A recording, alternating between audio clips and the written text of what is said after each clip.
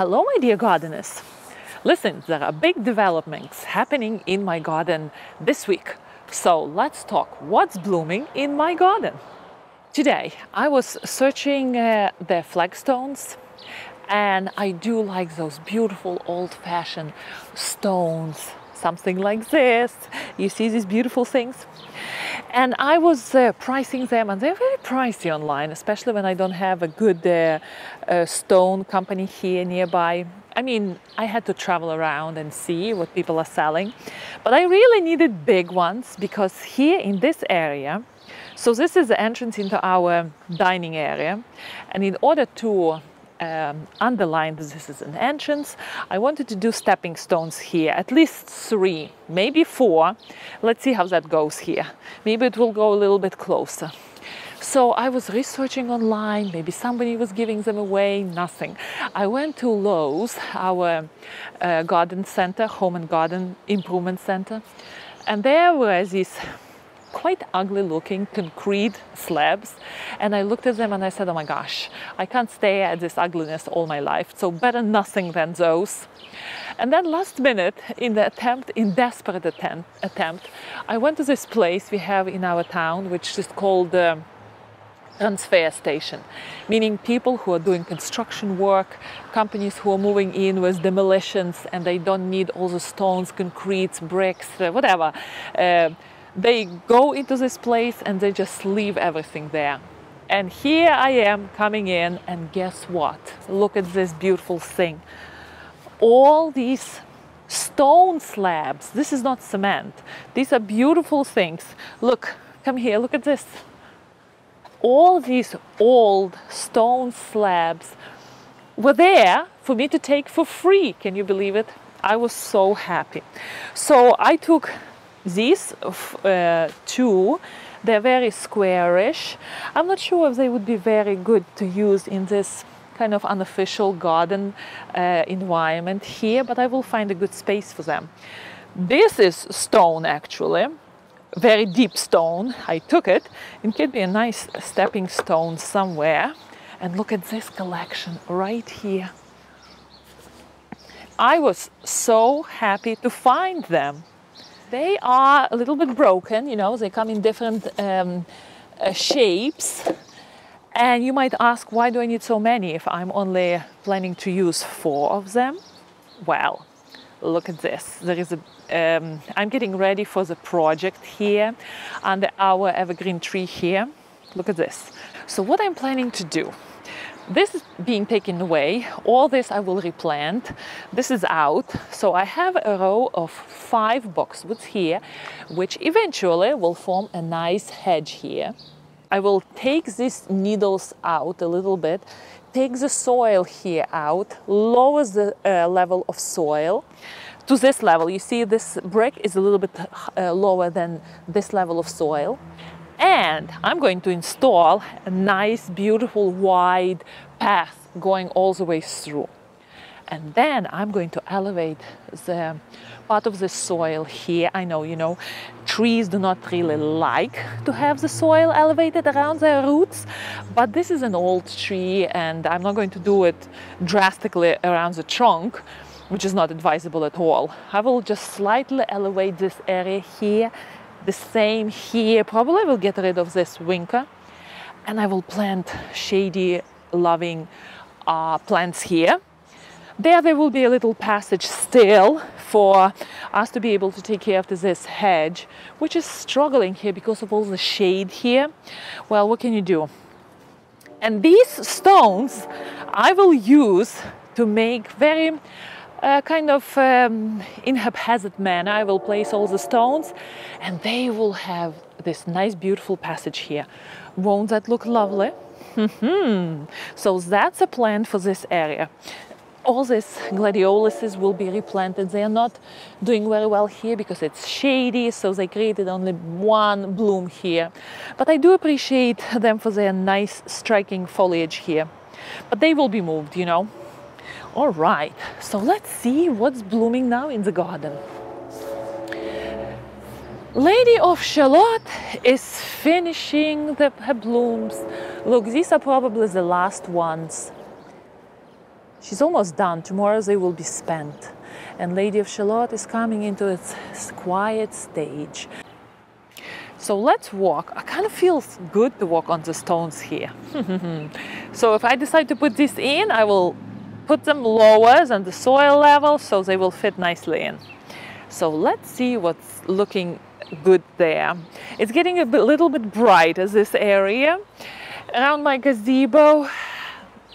Mind you, I was ready to show you these beautiful roses, and the ball just went through them, knocked the life out of them. So they're partially compromised, but still, still. I'm afraid they're a little bit too damaged to be enjoyed fully. Well, at least I can have a little scent out of them. This is Bliss Parfuma Cordes Rose, and it doesn't really have a lot of scent, but it has a very nice clean foliage. It is finishing its blooms, and you know what I like about this flower? It has dark purplish stems, dark green foliage, very full of character rose, let's put it this way. Now on both sides, what's happening here? You see this? This is topsoil. I took down all my bleeding hearts. I'm not happy that I have so many bleeding hearts here, because now when all of them are gone, all this area is empty. So I'm going to slowly raise the level of soil here for it to be more interesting. Clematis are still blooming here. Look, the flowers are so big now. Oh, beautiful. One more thing I want to show you here at the back. Come follow me. Look at this heuchera. It is a bright spot in my garden here. Literally maintenance free.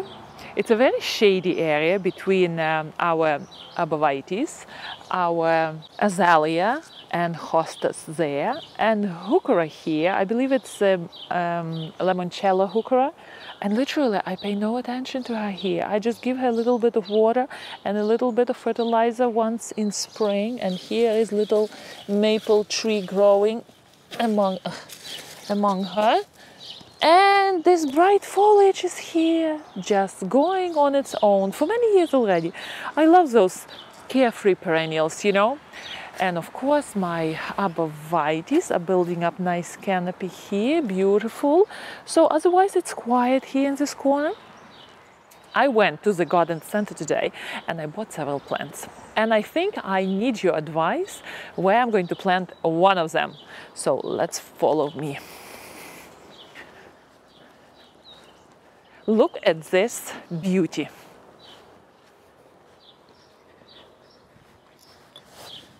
The name of Bluebeard is Sunshine Blue 2nd or 2, I'm not sure.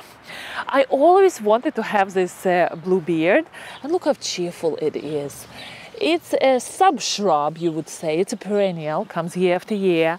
And the real glory time of Bluebeard is second part of summer, when the beautiful blue flowers come up, and they contrast very well with this golden foliage. You see the foliage at the bottom is somewhat green, and at the top is getting nice golden color.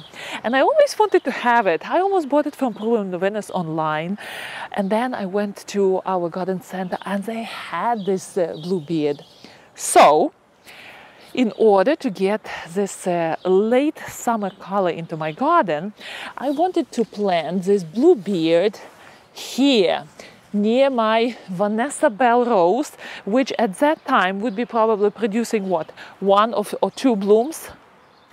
I am not sure how well this Bluebeard is going to play with my Vanessa Bell rose. And of course, in the middle of summer, Vanessa Bell is not going to produce pop flowers one after another. Right now, she's almost finished with her blooms.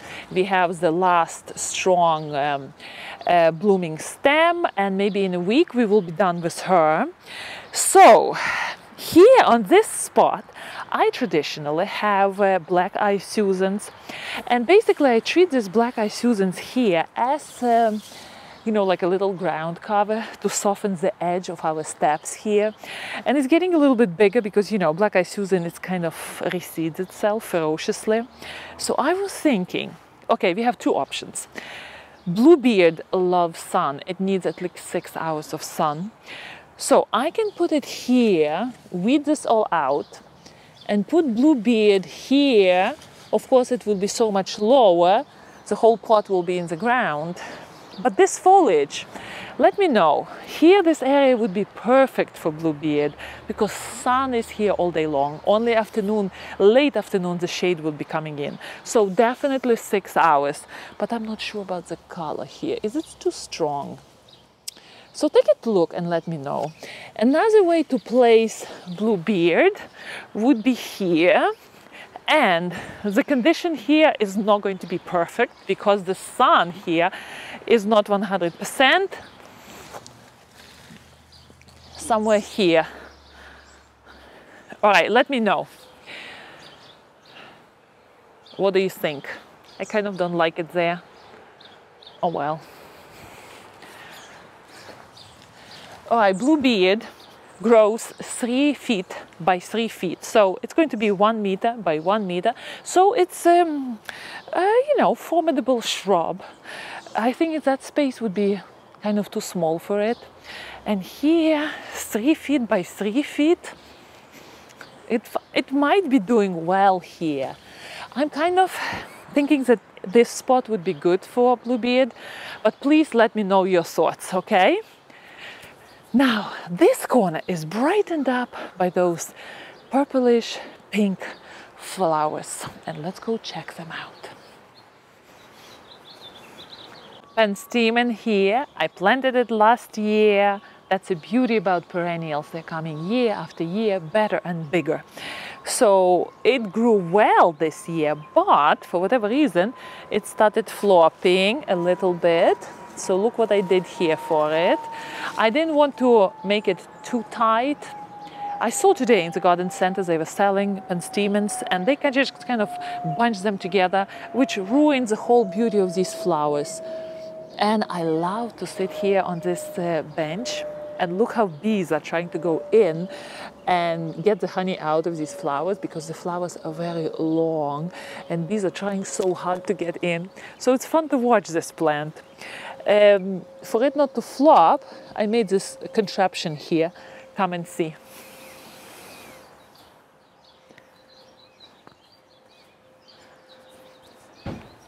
I put a stick in between, right somewhere near the center of the plant, and then I kind of threaded all individual stems together. This way, penstemon looks more of a natural shape here instead of just being tightened up like this. So this area, because Rose here is already almost finished her blooms, let me take it. I don't like when the rose falls off because then I have to collect all those petals from underneath the rose. All right, so she's finished.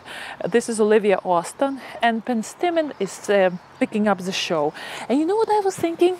This area here is always bare. Last year I was trying to, what did I try to grow there? Phacelia annual, native to United States, and it didn't do well for me, so this area is kind of bare.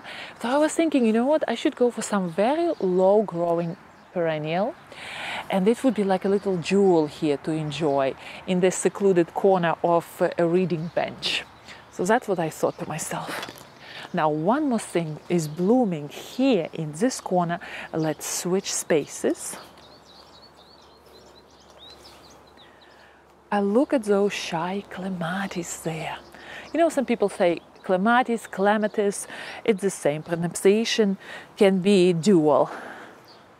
Just coming into its blooms, and unfortunately my mountain laurel is getting very sickish looking. And you know what? Mountain laurel is good at rejuvenating. So rejuvenating pruning mountain laurel responds very well when it is basically chopped all the way down to the ground. So this is what I'm going to do. And the good time to do it when you have a thick mountain laurel is just after blooming.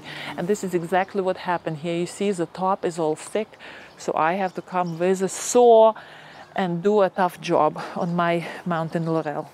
I'm surprised my kids didn't discover this corner of my garden yet. Look at this. Here we have raspberries, and they're kind of good this year. You know, a lot of berries this year is good for berries too. And look at this. These raspberries are too big for birds, and they are in their season. Oh, I love these guys. Look at them. My kids are going to be very happy when I tell them. All right, and there are a lot of berries here, so I love to see when kids get up in the morning and they go here and they have a berry, just like me when I was a kid. Lovely. Bacopa is struggling here. You know what, I forget to water this little poor guy here, so but good news about the birdhouse. Today I was sitting quietly there on the steps, and whom did I see coming in? Little wren, busily going in, checking it out, coming out. So there are hopes that wren will make a house in this birdhouse. But so far, no birds inside yet. So maybe next year, you never know. Let's go to the front. And in the front, there are two new shrubs blooming.